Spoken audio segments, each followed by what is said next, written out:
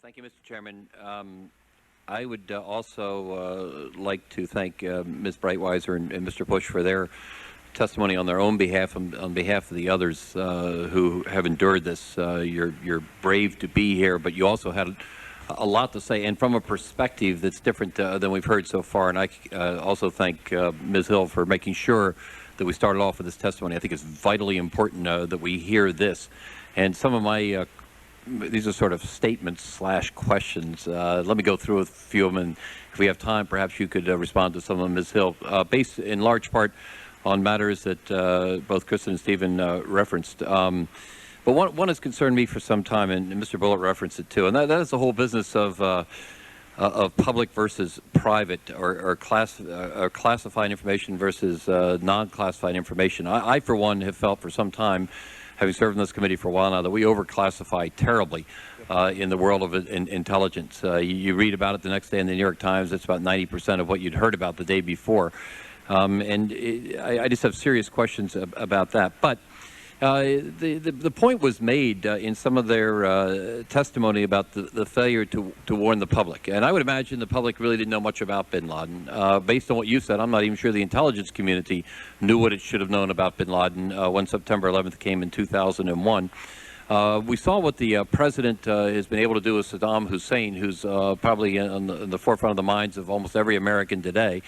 We know what can be done if there is a greater public awareness of what is going on. And a lot that's happened since September 11th of last year has caused us all to be much more aware of possible terrorist activities or whatever.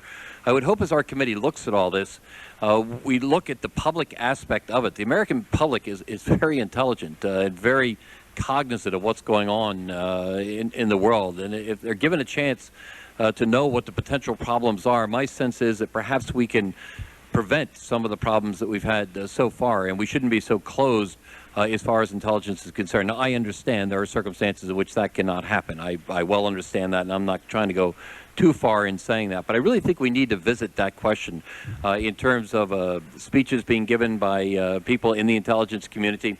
Perhaps could be more open in terms of information that could be released, that kind of thing. And I'm very interested in pursuing that at some point.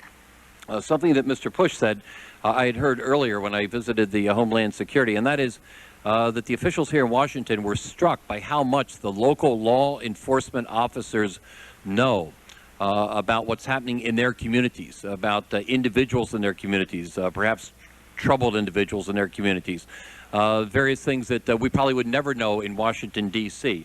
There are a whole lot of them, well over 500,000 state and local law enforcement officers who have a tremendous world of knowledge. And I think that Homeland Security is looking at trying to develop and to cultivate that knowledge and make it part of a central, not a central bank system necessarily, but the ability to be able to have that information go up and be digested and used in dealing with terrorists and other activities in this country. I think that's vitally important. We don't hear much about that. We hear about the CIA and the FBI and NSA in various major federal agencies. When you're dealing overseas, that's probably what it's all about. But when you're dealing in America, and often even when you're dealing overseas, you're dealing with some sort of a cell or a pod or somebody who's here locally. It's very helpful to have that information, and I hope as we go about our business of this particular committee and what we're doing, that we incorporate that into it as well. So that also concerns me.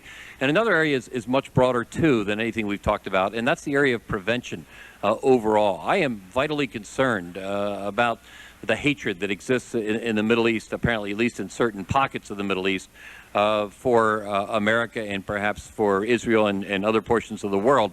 And I don't know how to go about this, and I'm not suggesting that we should be starting to formulate policy with respect to diplomacy and education, but it seems to me it's something we should be paying attention to.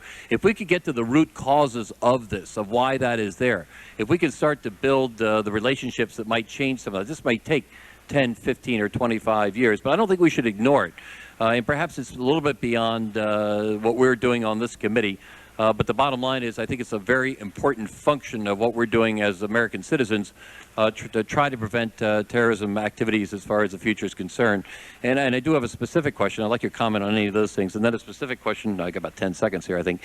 And that is just how far along are we in terms of all of your work? Are we going to be able to get our work done by the completion of this Congress?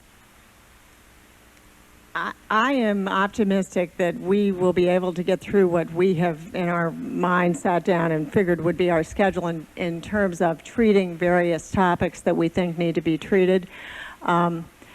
Where no one can ever be sure is that things are still coming up as we investigate. You know, once you start looking at an agency and you're going through files, what tends to happen is the more you get into it, the more you start finding more things. And as we find things, we want to follow those where the facts lead and make sure we understand what did or did not happen. And that takes time. So there are some things like that that we are now working on that are going to take us more time because we haven't planned for that. But I'm cautiously optimistic we can make what I think would be a significant contribution on this whole front in terms of really understanding what did and didn't happen here before the 11th and why we didn't know more in terms of what were the systemic problems that were preventing people from knowing more. So I would be foolish to sit here and tell you we're going to look at every single document on terrorism that the United States government had for the last 20 years, because we haven't tried to do that. We've tried to narrow it to where we get to the relevant material that pertains to September 11, and that I think we have a good shot at doing.